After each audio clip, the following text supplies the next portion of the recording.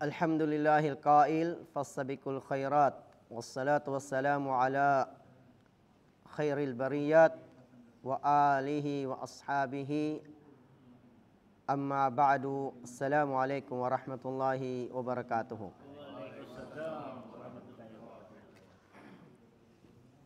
Okay, mga minamahal naming kapatid sa pananampalatayang Islam, kahapon tinalaki po natin yung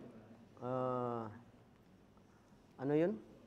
Yung tinalaki natin kahapon? Yung chance na para makapagbago ang tao. So ngayon dito na tayo sa fastabiqul khairat. Ibig sabihin ng fastabiqul khairat yung pagpaligsahan sa mga kabutihan o pag-uunahan sa mga kabutihan. So binanggit dito, ang Allah subhanahu wa ta'ala nagsabi, fastabiqul khairat. Ibig sabihin, magpaligsahan kayo, mag-unahan kayo sa paggawa ng mga kabutihan. So maraming binanggit ang Allah subhanahu wa ta'ala patungkol dito. Yung paggawa ng kabutihan, tulad dito kanyang sinabi, amanu wa amilus salihat. Ito yung sa suratul Asr. Wal asr innal insana lafi khusr illa alladhina amanu wa amilus salihat wa tawasaw bil haqqi wa tawasaw bis sabr. Ang Allah subhanahu wa ta'ala, siya ay nanumpa. Sinusumpa ko sa oras na ito o sa panahon na ito na ang lahat ng tao ay mga talunan. Maliban lang sa mga taong mananampalataya, yan yun, amanu wa amilus salihat, at mga gumagawa ng mga mabubuting gawa o mga mabubuting gawain. So binanggit dito, fi dhalika dalalatun ala anna al-iman wahdahu la yakfi lidukhulil jannah bal la budda min al-amali salih. So ang talata daw na ito, nakatotohanan ang paniniwala, iman, na kung doon lang talaga, iman lang siya, yung paniniwala lang, la yakfi lidukhulil jannah, hindi daw sapat upang makapasok sa paraiso ang isang tao. Kung doon lang siya, naniniwala lang siya, hanggang doon lang. Hindi pa rin daw sapat para makapasok sa paraiso. Bal la budda min amalis salih. Ngunit, bagkos nangangailangan ito ng mga gawaing mabubuti. So, ibig sabihin, pag ikay naniniwala sa Allah subhanahu wa ta'ala, may kasama itong gawa. Hindi pwede na sabihin mo lang ako'y naniniwala sa Allah na wala namang kasamang gawa. Hindi po pwede yun. Kaya nga ang mga salafus salih, ang kanilang pananampalataya, ito ay sinasabi, binibigkas ng kanilang dila at isinasa puso nila, at pagkatapos kanila itong ginagawa o isinasabuhay. Marami tayong napag-usapan sa mga nauna na ang mga sahaba, pag sila ay meron silang napag-aralan na 10 aya, hindi nila ito nilalagpasan hanggat hindi nila ito maunawaan ng mabuti at hanggat hindi nila ito maisagawa. So ganun po, ganun dapat ang ating gagawin. Wal amalu salih afdal ma yudakhiruhul mu'min. Ang paggawa ng kabutihan, ito raw yung pinakamainam na naipupundar, na itatago ng isang mananampalataya. Sinabi ng Allah subhanahu wa ta'ala sa banal na Quran, al-malu wal banun, zinatul hayatid dunya, ang yaman at ang mga anak, ito ay palamuti ng daigdig. Ibig sabihin, palamuti ito ng ating daigdig. Ang ating mga anak, ang ating yaman. Ibig sabihin, hanggang palamuti lang. Wal baqiyatus salihat, ngunit yung mga naiiwang mga mabubuting gawa, khairun 'inda rabbika thawaban.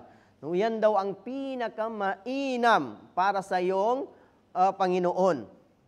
Thawaba, na gantimpala. Wa khairun amala, at pinakamainam na siyang hinahangad ng mga tao. So binanggit dito, wal a'malul khair as-salihah allati tabqa li sahibiha fil akhiratil baqiya. Ang mga mabubuting gawa, ito yung naiiwan, sa para sa kanyang sarili sa kabilang buhay. Oh, no? Wayabaka naf'uha wa thawabuha, mananatili raw ito para sa kanya yung kabutihan at ang gantimpala. Yung paggawa natin ng mga kabutihan, yan ang mananatili sa atin. No? Mula sa libingan hanggang sa kabilang buhay. Wa afdalul jaza wa 'inda rabbika min zinatil hayatid dunya. At yan daw ang pinaka mainam na gantimpala mula sa iyong Panginoon, no? Kaysa yung palamuti dito sa daigdig.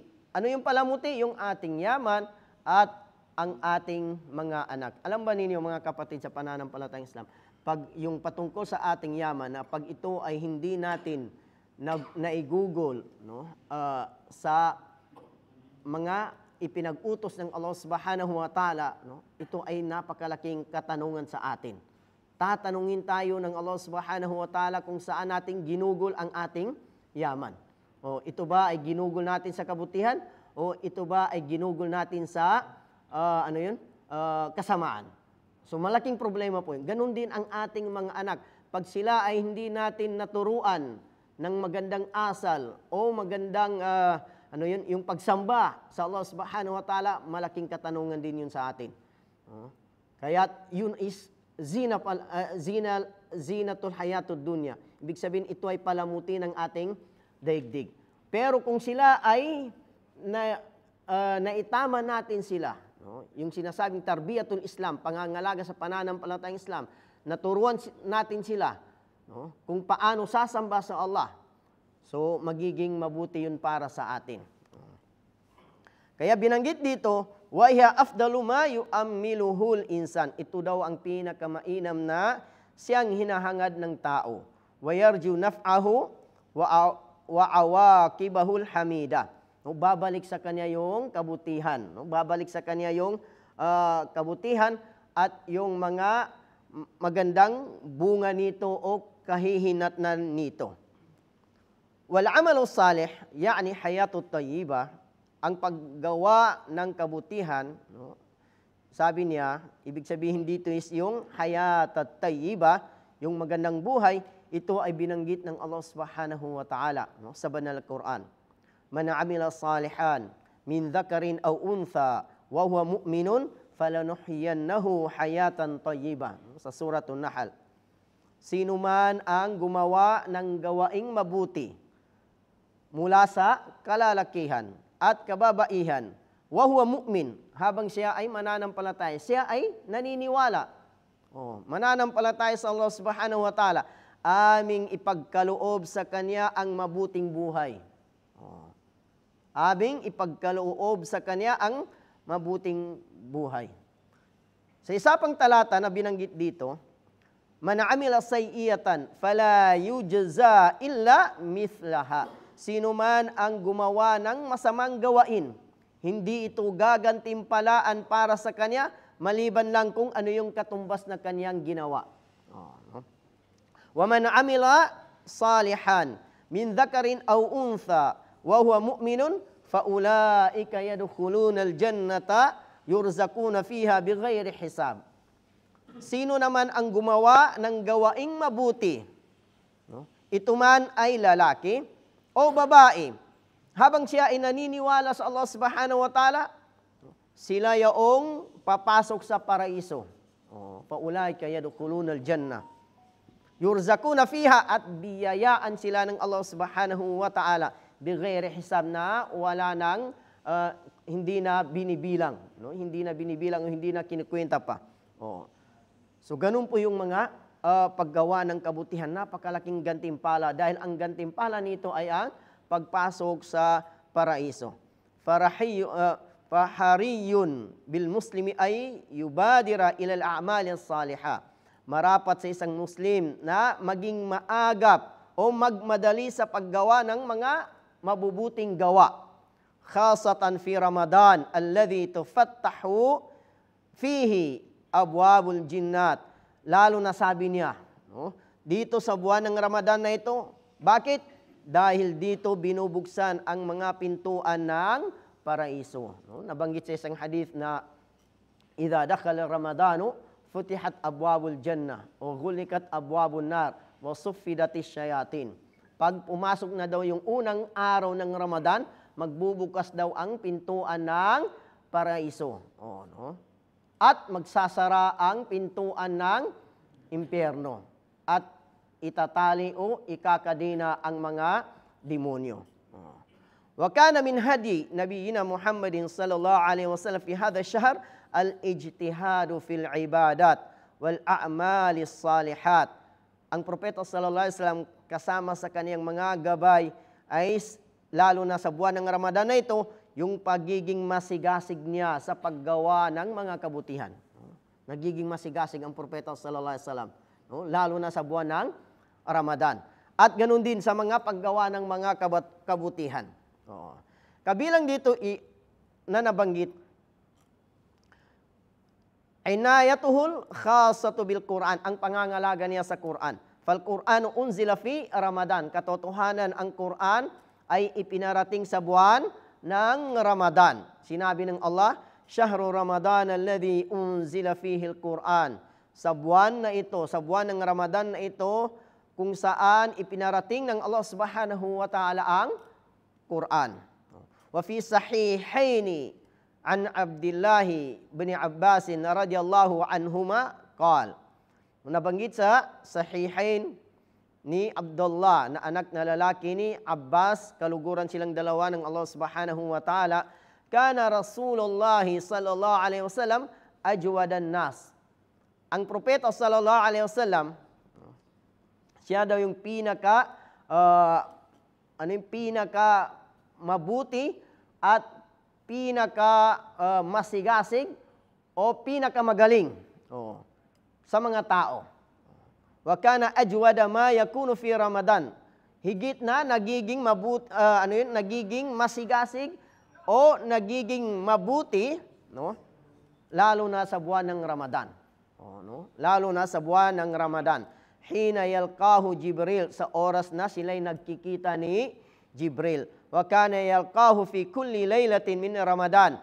Sila ay nagkikita sa tuwing gabi ng Ramadan. Fayudarisuhul Quran, at sila'y pinag-aaralan nila dalawa ang Quran. Fa Rasulullah sallallahu alaihi wasallam ajwadu bil khairi min rihil mursala. Ang propeta sallallahu alaihi wasallam ay higit na mabuti, min rih, ibig sabihin ng mabuti dito is lahat ng mga uri ng mga kabutihan. Siya ang pinakamabuti, pinakamasipag, min rihil mursala, mula sa habigis ng hangin. Kumbaga, inihambing lang yung habigis ng hangin, ganun yung kabuti, yung paggawa ni propeta sallallahu alaihi wasallam ng mga gawaing mga mabubuti, pagtulong sa sa mga tao, lahat ng mga uri ng mga kabutihan, siya ang pinaka masigasig. Wa fi hadha al-hadith anna layla Ramadana afdalu min naharihi. So dito sa hadith na ito, nakatotohanan, sabi niya, yung gabi ng Ramadan ay higit na mabuti kaysa umaga nito o araw nito. Fa fil layli sukunun nafsi. Sa gabing yun, sabi niya, is nandun yung sabi niya yung katahimikan ng sarili. Warahatul bal, ibig sabihin yung katahimikan ng kanyang isipan. Raha, katahimikan ng kanyang isipan. Fayakunu ad'aw lil fahm. Mas mabilis dito yung pag-unawa sa gabi. Pag ikay nagpapahinga na, mas mabilis yung pagkaintindi mo o pag-unawa mo sa mga bagay. Haythu tansakibu kalimatullah fi qulubina fatanfatihu basiratuna. Bakit sabi niya? Dahil sa dito is nakukuha natin o napapag-aralan natin yung mga sinasabi ng Allah subhanahu wa ta'ala mula sa ating puso. At nabubuksan dito, sabi niya, ang ating mga pananaw. At nagigising tayo mula sa mga bagay na walang kabuluhan. Nagigising tayo sa mga bagay na walang kabuluhan. Sabi niya dito, o aking kapatid na Muslim, wa alal Muslim ay yastahdira azamatul Quran. Marapat sa isang Muslim na sabi niya, dakilain niya ang Quran. Wa azamatal mutakallimi bihi. Dakilain niya ang may wika nito o may ang nagsalita nito. Ibig sabihin, ang Allah subhanahu wa ta'ala. At ganun din, wa azamata zamani al-fadil an-nazil fihi. Ganun din dakilain niya ang buwan na ito na kung saan dito ipinarating ang Quran na ito. So, binanggit pa dito na annal Qur'ana laysa mujarrad kitabin yakra'uhu min ajlil barakati hasba. Ang Quran, sabi niya, hindi lang ito, kumbaga, pinarating para sa isusulat lang o babasahin para min ajli, dahil sa ito'y baraka, pahasba, no? At makukuha niya yun. Bal yakra'uhu, no? Bagko, sabi niya, kanya itong babasahin, no? Wabiniyatuhul al-amalu bihi, at sa kanyang intention ay isasagawa niya yung mga anumang aral nito. Wagayatuhu, at ang hangad niya dito sa pagbabasa ng Quran ay upang maisagawa niya at higit sa lahat yung rida rabbihi, yung lugod ng Allah subhanahu wa ta'ala para sa kanya. No, ibig sabihin, ang Quran is hindi lamang ito isusulat, no, o binabasa, bagkos ito'y babasahin para maunawaan at maisabuhay niya at makuha niya yung lugod ng Allah subhanahu wa ta'ala. Kabilang sabi niya sa mga mabubuting gawa ng isang taong nag-aayuno, no, na binanggit dito is yung iktharu minadh-dhikr. Paramihin ang paggunita, pag-aalala sa Allah subhanahu wa ta'ala. No, para kung halimbawa, no, wala ka namang ginagawa, no, magbanggit ka ng anumang adhkar. No, tulad ng subhanallahil azim, subhanallahi wa bihamdi. Di ba, napag-aralan natin na ito na itong dalawang kalima na ito, katagan na ito is napaka-bigat sa timbangan sa kabilang buhay. No? Binanggit ni Propeta sallallahu alaihi wasallam, kalimatani, khafifatani, habibatani ila rahmani, thaqilatani ila mizan. Subhanallahi wa bihamdi, subhanallahil azim. No, ang dalawang katagan na daw na ito is magaan sa dila at ito ay kahabag-habag sa mahabaging Allah subhanahu wa ta'ala o kalugod-lugod sa Kanya. No? At mabigat sa timbangan sa kabilang buhay. Ano yun? Yung pagsabi natin ng subhanallahil azim wa subhanallahi wa bihamdihi. No? Walang kapital. Laway lang. No? Subhanallahil azim wa subhanallahi wa bihamdi. Pero sa kabilang buhay, ang bunga nito is napakabigat sa ating timbangan sa kabilang buhay. Kaya paramihin ang dhikr, paggunita sa Allah subhanahu wa ta'ala. No, kahit anong paggunita. No, yung la ilaha illallah wahdahu la syarika la lahul mulku wa lahul hamd wa huwa ala kulli syai'in qadir. No, maraming mga adhkar. May mga adhkar sa umaga, may adhkar sa hapon. No? So, yun is napakabuti yun para sa atin. Bukod pa doon sa gantimpala na ipagkakalob sa atin ng Allah subhanahu wa ta'ala, no? Pag nabanggit natin yung mga adhkar na yun, nasa kalinga tayo, pangangalaga tayo ng Allah subhanahu wa ta'ala. So ang Allah subhanahu wa ta'ala, siya ay nangako. Wa wa'da rabbu subhanahu bil magfirati wa ajril azim. Ang Allah subhanahu wa ta'ala, kanyang ipinangako, no, sa kanyang mga alipin, ang sino mang gumawa ng mga kabutihan na ito, yung kanyang kapatawaran at malaking gantimpala. No, sinabi ng Allah subhanahu wa ta'ala, وَالذَّاكِرِينَ اللَّهَ كَثِيرًا وَالذَّاكِرَاتِ أَعَدَّ اللَّهُ لَهُمْ مَغْفِرَةً وَأَجْرًا عَظِيمًا. No, yung mga taong ginugunita nila ang Allah subhanahu wa ta'ala, no, mga kalalakihan at mga kababahihan na ginugunita nila ng Allah subhanahu wa ta'ala ng palagiang paggunita, lagi nilang ginugunita, ipinangako sa kanila ng Allah subhanahu wa ta'ala ang magfira, kapatawaran. No? At ang malaking gantimpala, ajran azima, no? Malaking gantimpala. So ang Allah subhanahu wa ta'ala sa sino mang gumugunita sa kanya o ginugunita nila ang Allah, lalaki man o babae, no? Nangako ang Allah subhanahu wa ta'ala na sila'y pagkakalooban ng Allah ng kapatawaran. At yung malaking gantimpala. Oh. Kaya't, wal insanu idha akthara min dhikri shay'in ahabbahu. No? So, ang isang tao, pag marami siyang,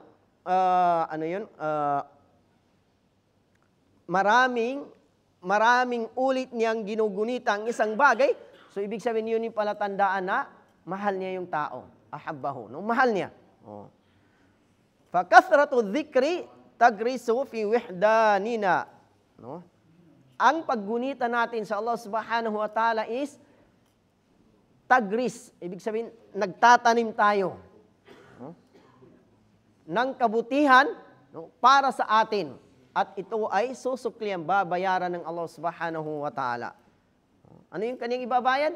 Ang kanyang paraiso. No? Tulad nung nabanggit natin na nauna. وَالذِّكْرُ يُنِيرُ قَلْبَ الْإِنسَانِ شَيْئًا فَشَيْئًا وَيَقْطَعُ عَنْهُ كُلَّمَا يُعَرْقِلُ سَيْرَهُ إِلَى اللَّهِ. So ang paggunita daw sa Allah subhanahu wa ta'ala ay dahilan na liliwanag ang kanyang puso. No? Liliwanag ang puso ng isang tao, shay'an pa shay'an, no? Paunti-unti. No? Sabi dito.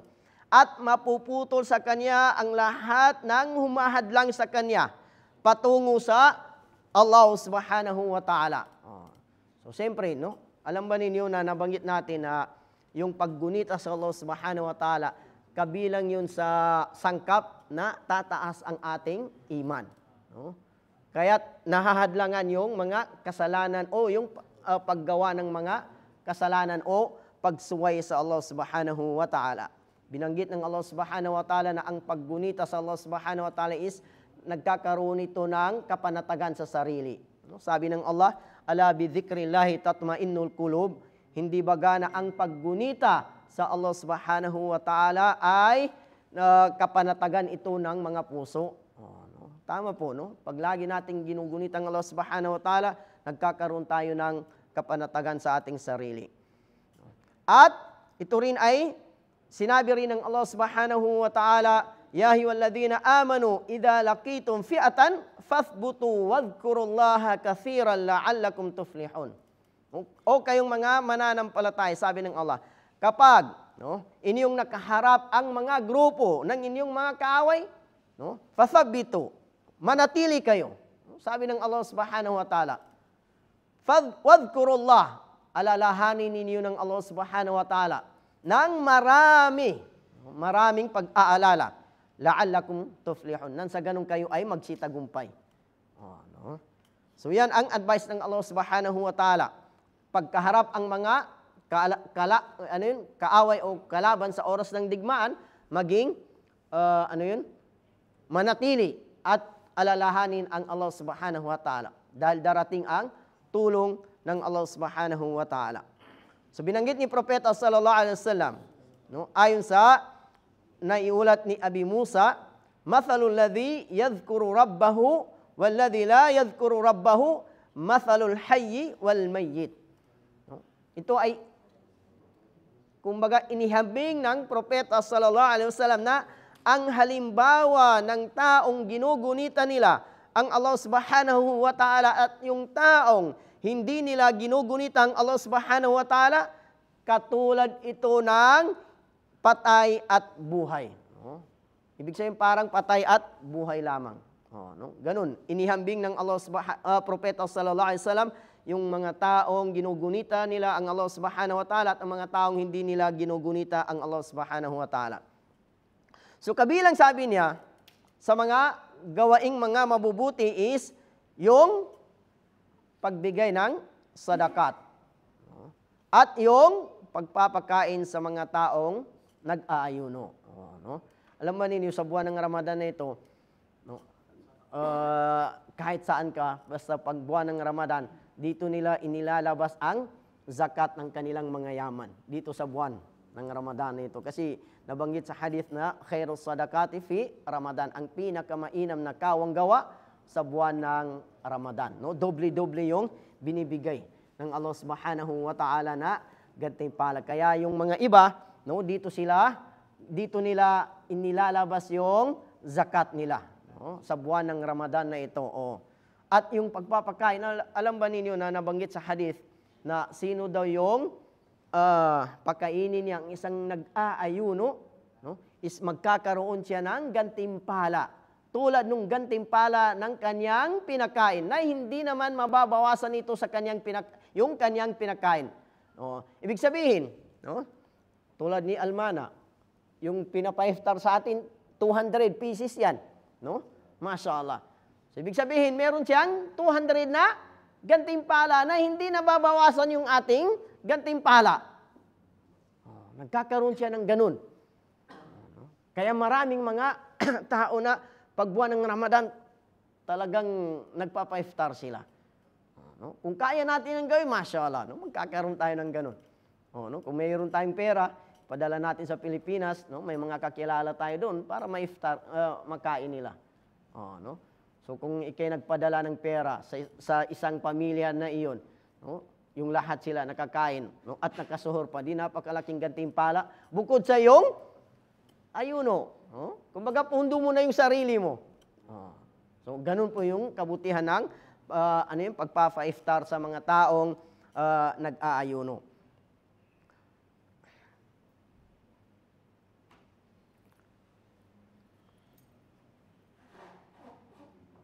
So binanggit dito, no?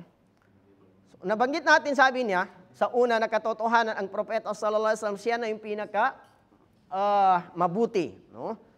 Lalo na sabi niya, higit na nagiging mabuti, no, sa buwan ng Ramadan na ito. Sabi niya dito, kapag sila'y nagkikita ni hina yalkahu Jibril alayhi salam, kula laylatin, lalo na pag sila'y nagkikita ni Jibril sa tuwing gabi ng buwan ng Ramadan. Dahil pinag-aralan nila ito yung Quran. So, binanggit dito na fakana juduhu yablugul gayatu fi Ramadan. So, ibig sabihin, ang propeta sallallahu alaihi wasallam, pag hindi buwan ng Ramadan, talagang mapagbigay siya, mabuti siya. Pero higit na mapagbigay, mabuti pag buwan ng Ramadan dahil wala nang higit pa sa kanya. So, binanggit dito. Kabilang na doon yung nagkikita sila, no? Yung bisababi likaihi bi Jibril alayhi salam, no? Dahil sila nagkikita ni Anghel Gabriel. At pinag-aralan nila ang Quran. Ang propeta sallallahu alaihi wasallam, no, akrama, siya na yung pinaka mapagbigay. No? Sabi niya dito. At ganun din, wa fi'lan lil khairi. Sa paggawa ng kabutihan, siya rin ang pinaka the best. Pinaka mabuti sa paggawa ng kabutihan. So, inna Ramadana shahrun takafulin wa tarahumin. No? Ang buwan ng Ramadan na ito yung buwan ng pagkakaisa.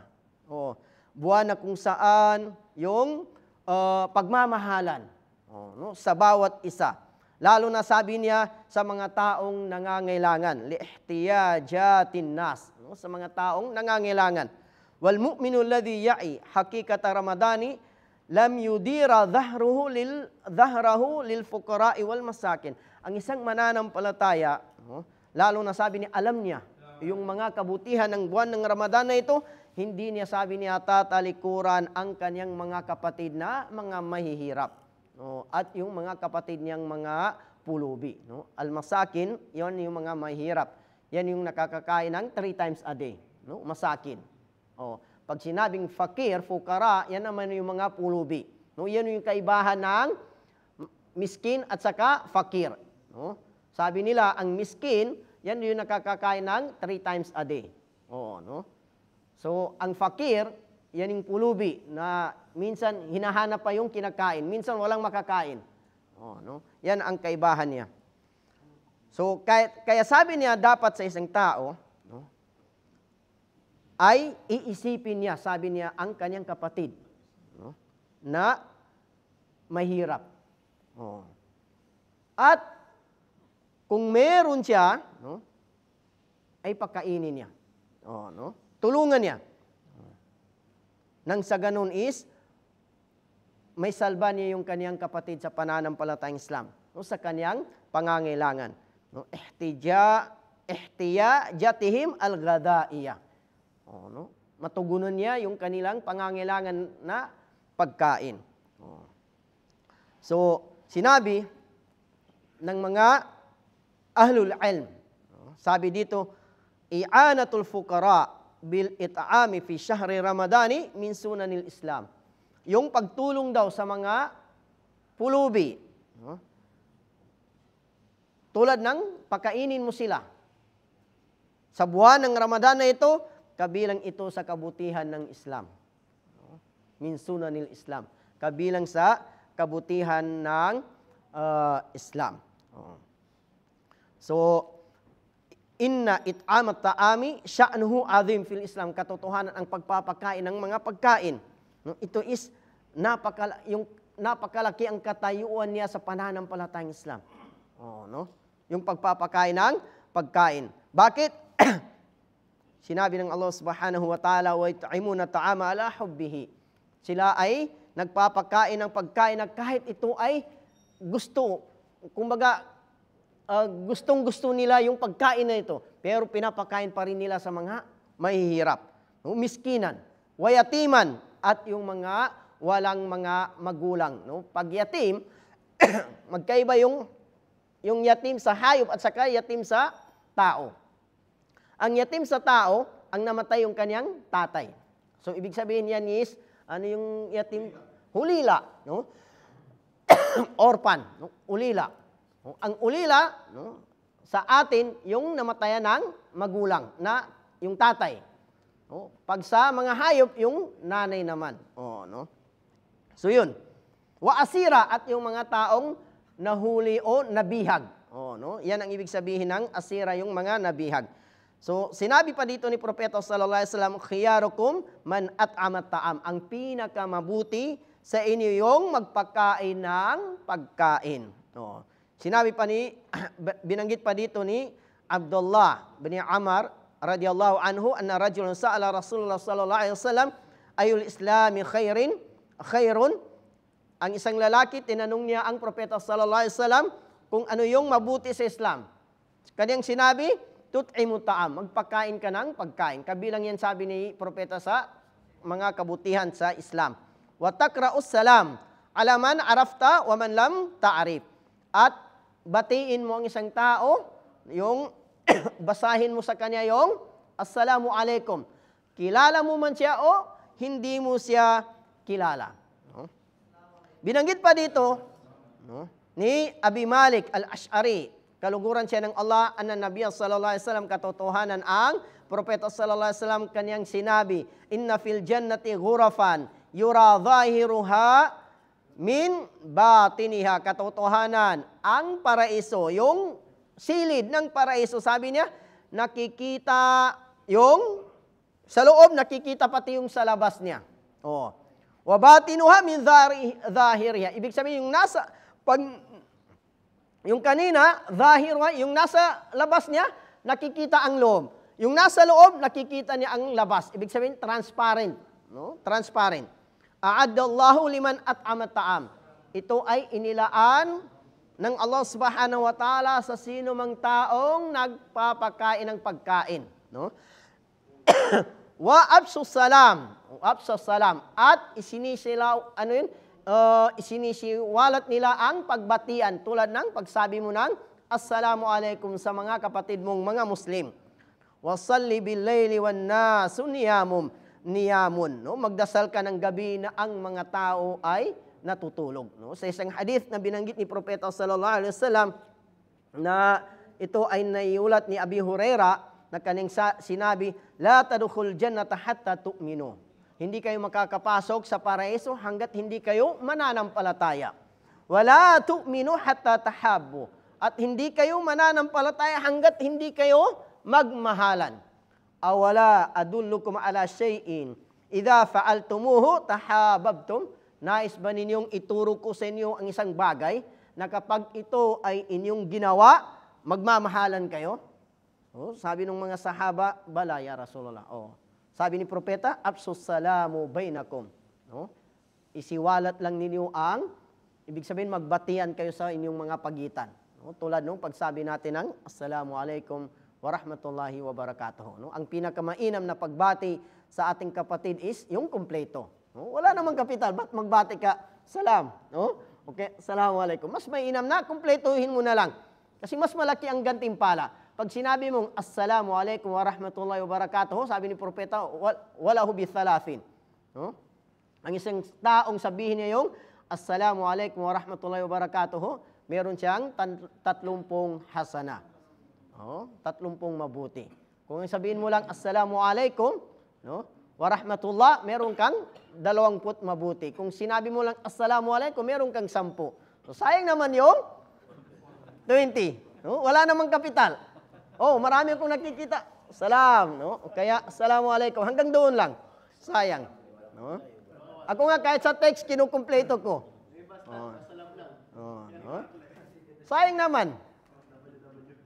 Kumpara mo halimbawa, si brother, kumpleto, sa akin 10 lang. So saan bang mabuti? So mas mabuti pa rin yung kumpleto. So wala namang kapital. So yun po mga kapatid sa pananampalatayang Islam. Yung pagbatian, yung pagsabi natin, ng pagsiwalat natin ng assalamu alaikum sa ating mga kapatid, is kabilang yan sa mga taong inilaan sa kanila ng Allah subhanahu wa ta'ala ang paraiso. Lalo na yung pagdarasal sa gabi na ang mga tao ay natutulog. So dito nagtapos ang ating usapin. Wa akhiru da'wana anil hamdulillahi rabbil alamin. Wassalamu alaikum warahmatullahi wabarakatuh.